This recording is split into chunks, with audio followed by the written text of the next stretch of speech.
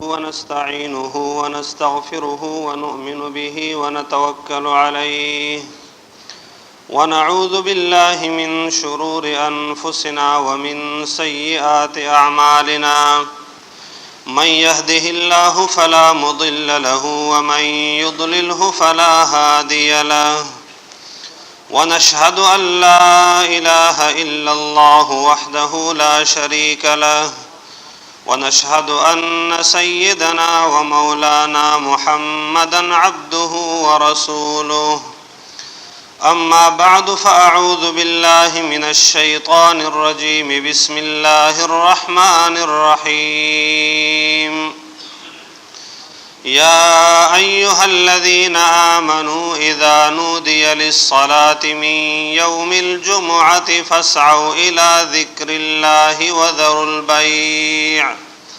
ذلكم خير لكم إن كنتم تعلمون إن الله وملائكته يصلون على النبي يا أيها الذين آمنوا صلوا عليه وسلموا تسليما اللهم صل على محمد وعلى آل محمد كما صليت على إبراهيم وعلى آل إبراهيم إنك حميد مجيد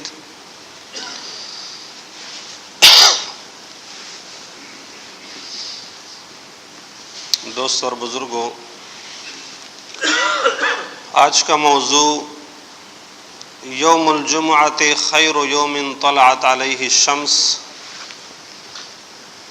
دنوں میں سب سے بہترین دن وہ جمعے کا دن ہے جس دن سورج نکلتا ہے۔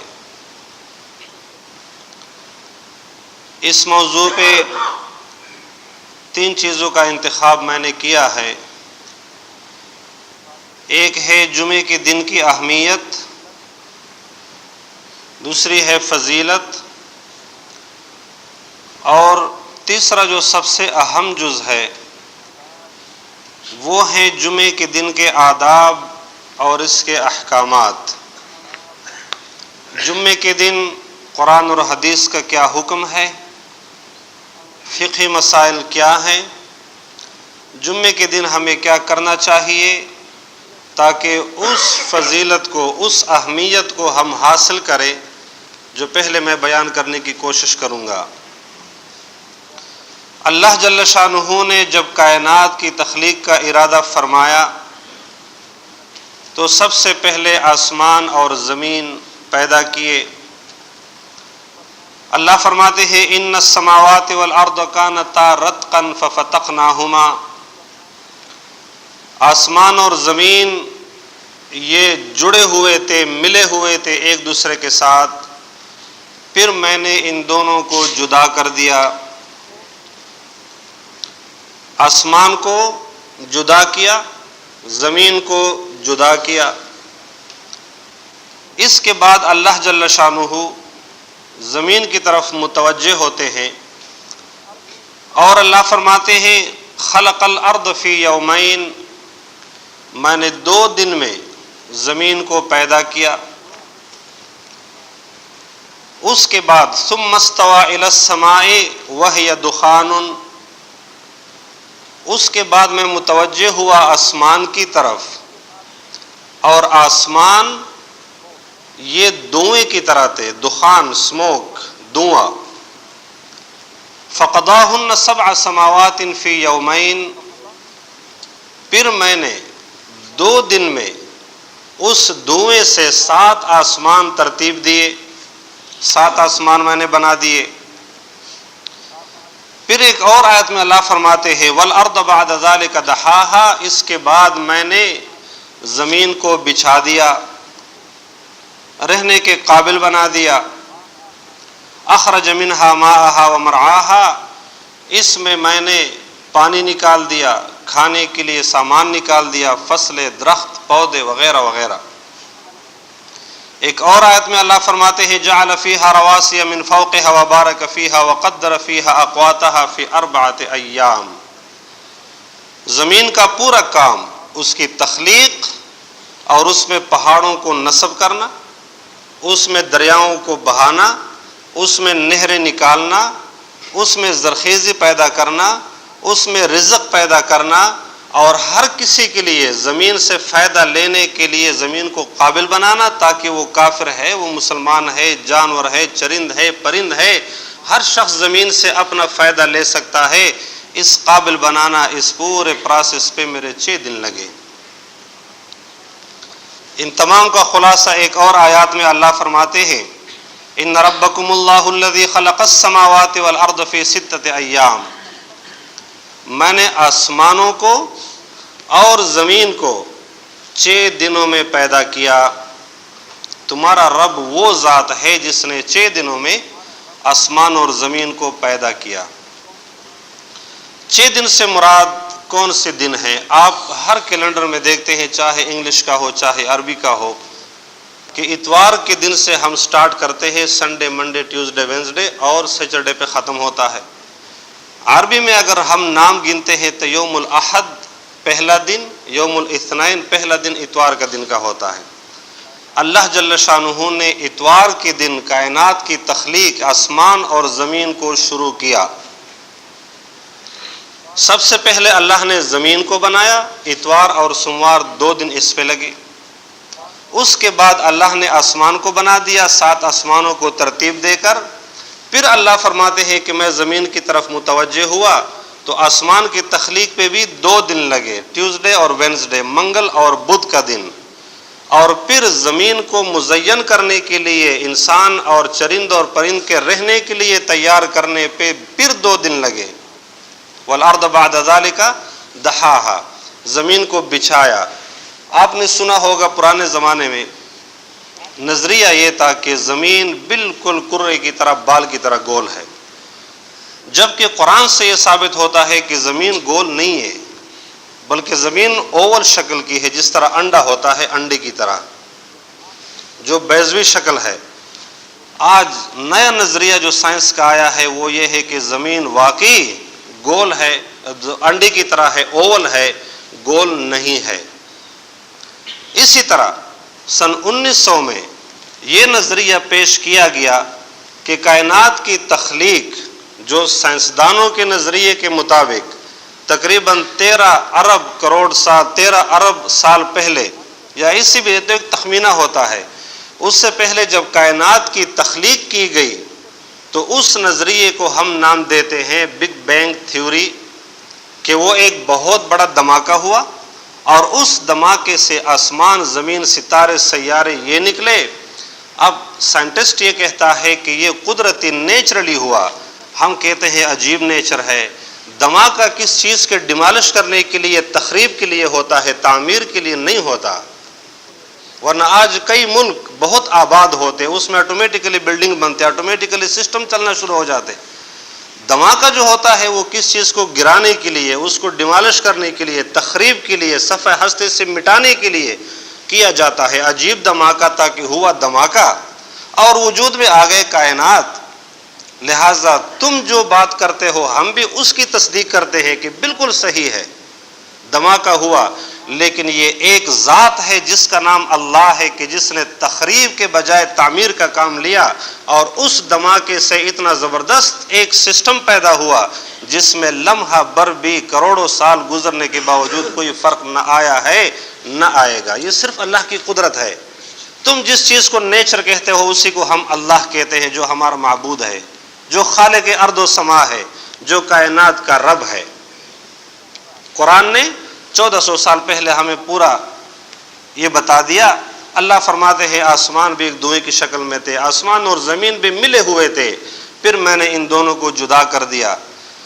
خلاصہ کلام یہ نبی کریم صلی اللہ علیہ وسلم کے احادیث اور قرآن سے ثابت ہے کہ اتوار کے دن اللہ نے کائنات کی تخلیق کو شروع کیا، اور یوم الجمعہ، جمعہ کا معنی ہوتا ہے کس چیز کو سمیٹنا، کس چیز کو اکٹھا کرنا، کس چیز کو فنش کرنا۔ یوم الجمعہ کو کائنات کی تخلیق کا کام پورا ہوا۔ ہفتے کے دن اللہ نے چھٹی کی، ہفتے کے دن اللہ نے چھٹی کی۔ اللہ فرماتے ہیں تم یہ مت سوچو کہ میں نے 6 دن کام کیا تھا تو میں بہت تھک گیا تھا، وَلَمْ يَعْيَ بِخَلْقِهِنَّ، میں تھک نہیں چکا تھا، نہ میرے فرشتے تھک چکے تھے، یہ مت سوچو۔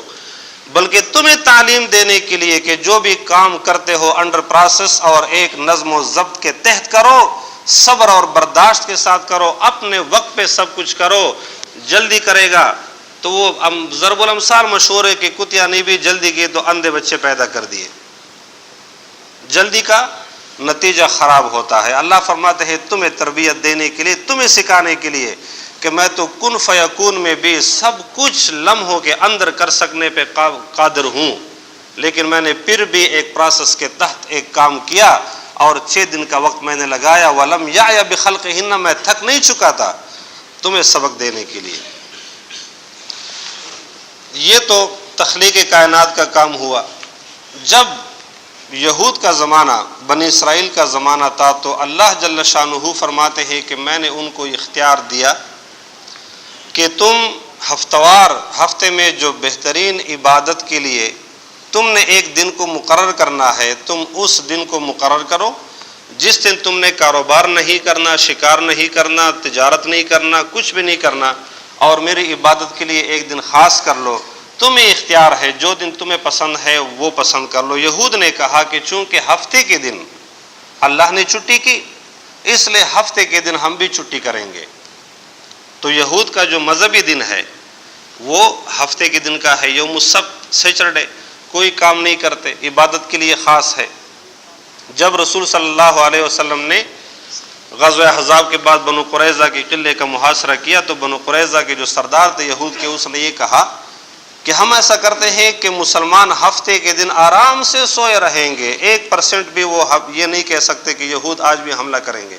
ہم ہفتے کے دن یکدم حملہ کر لیتے ہیں اور مسلمانوں کی ایسی کی تیسی کر دیتے۔ یہود نے کہا تم پاگل ہو گئے ہو، ہم اپنے تورات، اپنے مذہب کے خلاف ایک کام کریں، یہ تو بالکل ناممکن ہے، یہ نہیں ہو سکتا کہ ہم ہفتے کے دن۔ یہود اپنے اس بات کے اتنے پکے تھے کہ محاصرہ ہے، مسلمانوں نے اس کو گیر رکھا ہے، لیکن پھر بھی وہ ہفتے کے دن حملہ کرنے کے لیے تیار نہیں ہے۔ اللہ فرماتے ہیں یہود نے جب یہ انتخاب کیا تو وہ اپنے انتخاب میں غلطی کر گئے۔ پھر میں نے نصارہ کو، عیسائیوں کو اختیار دیا کہ تم اپنی عبادت کے لیے ایک دن متعین کرو۔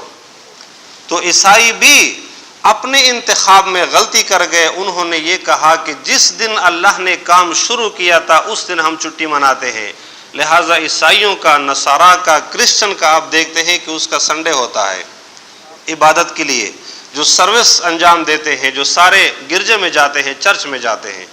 اللہ فرماتے ہیں اے میرے حبیب، میری رضا یہ تھی، میری خواہش یہ تھی کہ جمعہ آپ کی امت کے لیے رہ جائے، لہٰذا جمعہ آٹومیٹکلی آپ کے لیے رہ گیا، جمعہ آپ کے لیے رہ گیا۔ اللہ فرماتے یہود بھی اپنے انتخاب میں خطا ہو گئے، عیسائی بھی خطا ہو گئے، لیکن میری منشا، میری مرضی یہ تھی کہ وہ اس کو چوز نہ کرے۔ وہی ہوا جو میں چاہ رہا تھا کہ جمعہ آپ کی امت کے لیے رہ جائے۔ جمعہ اتنا عظیم دن ہے۔ نبی کریم صلی اللہ علیہ وسلم فرماتے ہیں نحن الآخرون الاولون، ہم آئے تو ہیں سب سے آخر میں، لیکن ہم ہیں الاولون السابقون یوم القیامہ، سب سے پہلے مقدم اور سب سے فرسٹ نمبر پہ جنت میں جانے والے۔ فرماتے ہیں بعد انہم اوتوا الکتاب من قبلنا، باوجود اس کے کہ یہود اور نصارہ کو ہم سے پہلے بھیجا گیا ہے، ان کو تورات اور انجیل کتاب بھی ہم سے پہلے دی گئی ہے، وہ ہم سے مقدم ہے، لیکن جب حساب شروع ہوگا تو سب سے پہلے جمعے کے دن والوں کا حساب ہوگا، پھر ہفتے کے دن والوں کا حساب ہوگا، پھر اتوار کے دن والوں کا حساب ہوگا۔ حضور فرماتے ہیں کہ جب قیامت میں ہم جائیں گے تو اس وقت سب سے پہلے ہم جنت میں جائیں گے، باوجود یہ کہ ہم آئے ہیں سب سے آخر میں۔ والناس لنا فیہا تبع الیہود غدا والنصارى غدا، یہود کے ساتھ کل حساب کیا جائے گا، نصارہ کے ساتھ پرسوں حساب کیا جائے گا، اس لیے کہ پہلا دن جو آتا ہے جمعے کا دن آتا ہے، تو قیامت میں جو حساب کی جائے گی جمعہ، ہفتہ، اتوار۔ ہم ہیں سب سے آخر میں، لیکن چونکہ ہماری عبادت کے لیے جو دن متعین ہے وہ جمعہ ہے، تو پہلے ہمارے ساتھ حساب کتاب ہوگا اور پہلے ہم جنت میں جائیں گے۔ جمعے کے دن کی اہمیت کے لیے صرف یہ بات بھی کافی ہے کہ قرآن پاک کے 114 سورتوں میں ایک سورت مستقل سورۃ الجمعہ کے نام سے اللہ نے نازل کیا ہے، اور اس صورت میں جمعے کے احکامات، خطبے کے احکامات وہ ذکر ہیں۔ اس سے بھی پتہ چلتا ہے کہ جمعے کے دن کی اہمیت کتنی زیادہ ہے، کتنی بڑی ہے۔ ایک حدیث میں رسول صلی اللہ علیہ وسلم فرماتے ہیں کہ ایک جمعہ دوسرے جمعے تک ذنوب یعنی گناہوں کا کفارہ ہے۔ جس طرح احادیث کا اگر ہم خلاصہ نکالتے ہیں تو ایک نماز سے لے کر دوسرے نماز تک جتنی گناہ ہو جاتی ہیں، جب آدمی وضو کرتا ہے تو حضور فرماتے ہیں ناخن کے نیچے بھی اگر گناہ ہوگی تو وہ بھی دھل جاتی ہے وضو کے پانی کے ساتھ۔ آنکھ کا جو یہ پپوٹا ہے اس کے نیچے بھی اگر کوئی گناہ ہوگی تو جب آپ چہرہ دھوتے ہیں تو وہ گناہ بھی دھل جاتے ہیں۔ جب آپ پاؤں دھوتے ہیں تو پاؤں کے گناہ دھل جاتے ہیں۔ سر پہ مسح کرتے ہیں، دماغ میں جو غلط سوچا ہے وہ گناہ ختم ہو جاتے ہیں۔